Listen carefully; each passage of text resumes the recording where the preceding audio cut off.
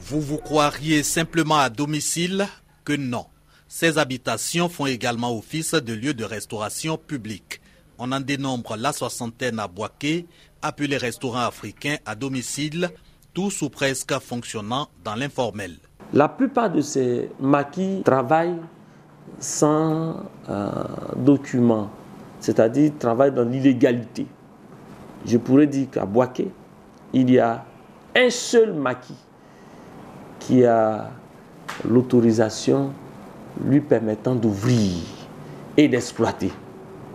Sur les 60 que nous avons dénombrés. Midi dans ces restaurants africains à domicile, fonctionnaires et autres travailleurs au rendez-vous.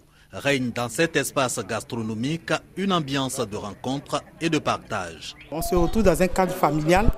Et puis, il faut dire que bon, ces dames-là, par moment, cuisinent bien. Voilà, donc c'est pourquoi on vient prendre le déjeuner. Quand je viens ici, c'est comme si je suis chez moi à la maison. Donc ici, tout est bien fait. Côté tenancier des restaurants africains à domicile, l'érection des habitats à maquis s'explique. C'est un commerce comme tout autre dont les retombées financières sont destinées à l'amortissement des charges familiales. Ça marche très bien. Par jour, on peut avoir 60 clients à 80 clients. Pour le moment, ça me permet un peu de nourrir mes enfants. Oh, à l'époque, moi je faisais des chiffres d'affaires. Ça marchait beaucoup. Mais compte tenu de la crise successive qu'on a connue, vraiment, il faut dire que je suis à reculons.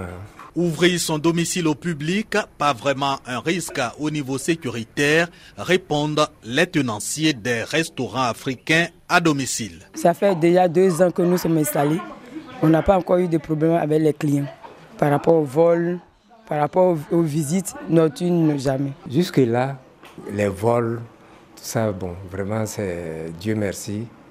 Je n'en ai pas encore reçu. À noter que ce sont au total 120 restaurants et maquis affiliés qui animent le quotidien gastronomique de la région de Gbeke. Le ministère du Tourisme s'active pour les réorganiser, pour faire de la restauration un secteur véritablement pourvoyeur de richesses.